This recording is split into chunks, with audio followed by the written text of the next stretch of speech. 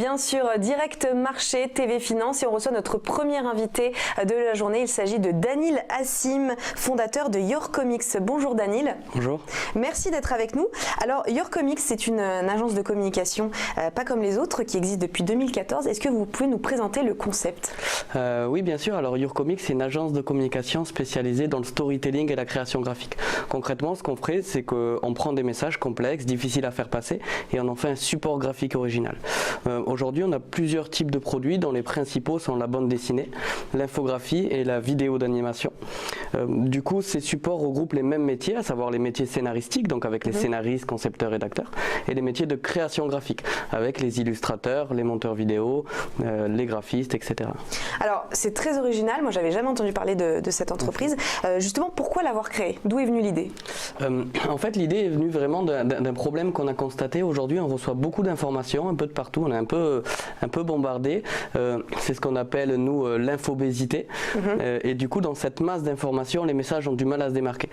Pour vous donner un exemple, aujourd'hui, il suffit de 2 à 4 secondes pour décider si on reste sur un site internet ou pas. Donc, on s'est dit, on va créer des moyens originaux qui vont permettre aux entreprises de faire ressortir leurs messages. La bande dessinée, par exemple, permet d'augmenter le taux de lecture, d'augmenter de 40% le taux de mémorisation et de multiplier par 4 le taux de partage. Est-ce que vous avez un secteur d'activité en particulier? On n'a pas vraiment de secteur d'activité, on travaille dans tout type de secteur, par exemple dans le luxe, la santé ou la banque assurance, etc.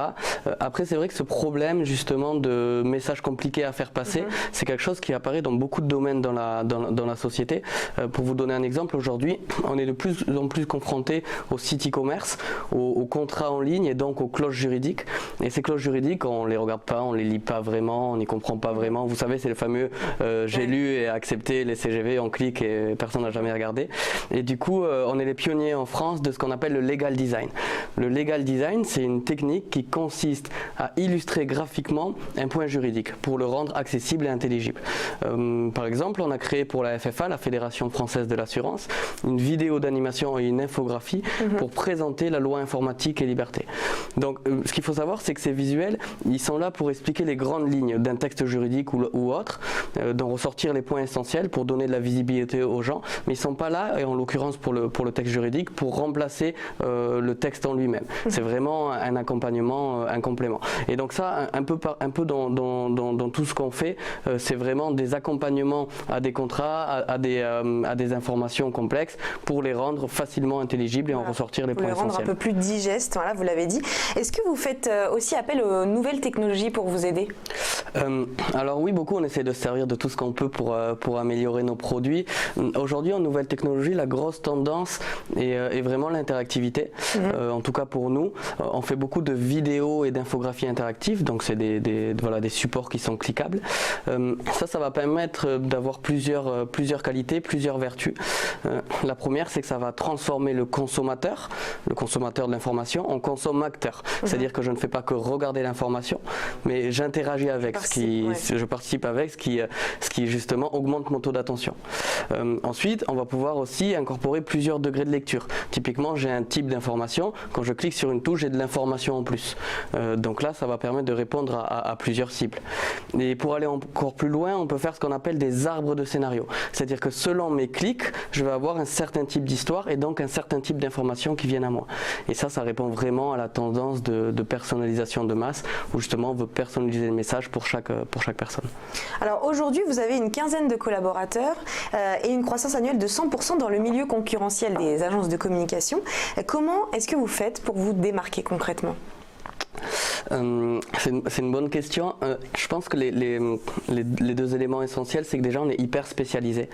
On fait pas beaucoup de produits, mais on essaie d'être à la pointe vraiment sur ce qu'on fait. Du coup, par exemple, sur les styles graphiques ou sur les styles de dessin, on fait de la veille en permanence. Le deuxième point, c'est le fait d'être une petite agence, enfin une agence à taille humaine. Ça va vraiment permettre justement d'avoir une certaine agilité, une certaine flexibilité, par exemple, face aux nouvelles tendances ou aux nouvelles technologies.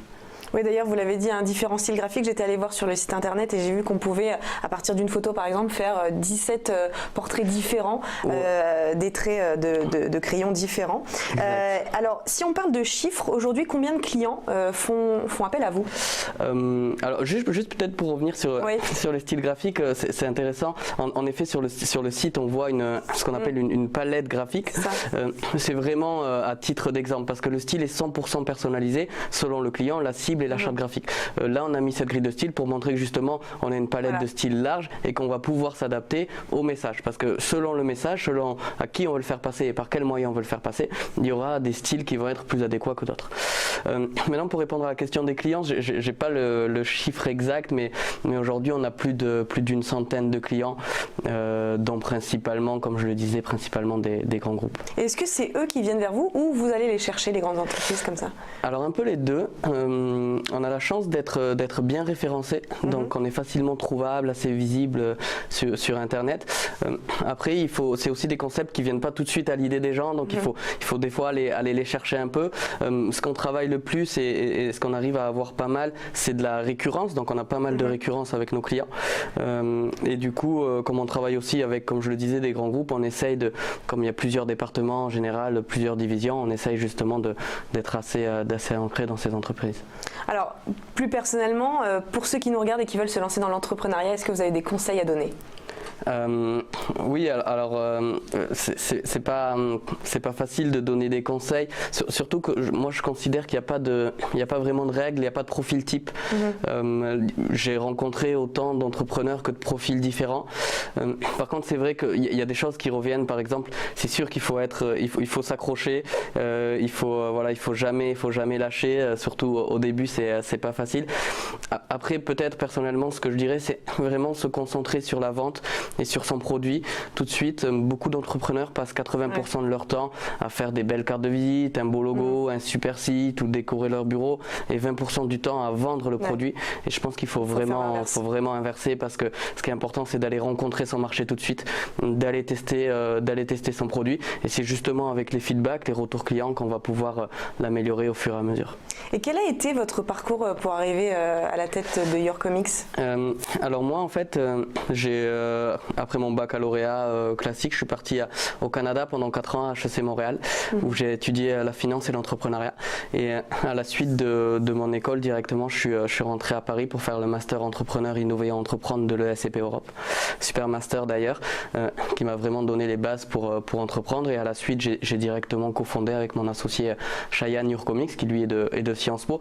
Mais encore une fois, ça montre qu'il n'y a pas de profil type, parce que nous, moi du coup en l'occurrence, j'ai pas travaillé avant, on a créé la boîte tout de suite. Lui de Sciences Po, moi je suis d'HEC de l'ESCP, donc on n'est pas du monde forcément de la communication.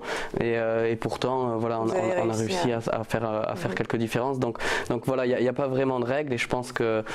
Et on le disait juste avant, vous êtes très peu à avoir créé ce type d'agence de communication spécialisée là-dedans. Vous êtes un peu les leaders. Quels sont les développements en cours qu'on pourrait voir arriver dans les prochains mois et les prochaines années chez Your Comics? Alors pour les développements en cours, on travaille un petit peu à l'international. Le but c'est de continuer, mais c'est vrai que notre cible principale, c'est le marché français, qui est un marché très intéressant.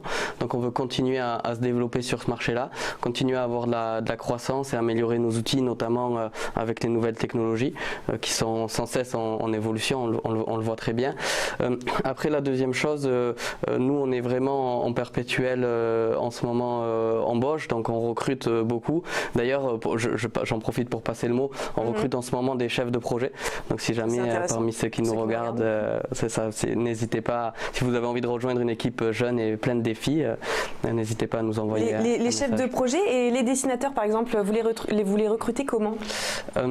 Alors en fait, selon les métiers, il va y avoir des phases de recrutement qui sont assez différentes. Typiquement, par exemple, pour les chefs de projet, ça va être la capacité à organiser réaliser des projets, gérer beaucoup de projets en même temps et la capacité aussi de comprendre une problématique client pour pouvoir y répondre. Après, il y a la partie scénariste, donc c'est la partie scénarisation. Les concepteurs rédacteurs, ça va être vraiment la capacité à faire du storytelling, donc à créer des histoires à partir des messages qui est complexe ou pas toujours très fun, et également la capacité de comprendre un message et de hiérarchiser et trier l'information. C'est vraiment important, plus que l'histoire, de pouvoir comprendre, trier, organiser et après en faire une histoire digeste. Et peut-être pour finir, du coup, les illustrateurs, on en cherche aussi d'ailleurs s'il y en a qui veulent nous envoyer leurs books, on regarde beaucoup leurs books, et au-delà de ça, c'est vrai que quand on travaille avec beaucoup de clients, c'est important de pouvoir s'adapter à la charte, à la cible, à plein d'éléments comme ça. Donc chez les illustrateurs, on va vraiment regarder la capacité à s'adapter à différents styles graphiques.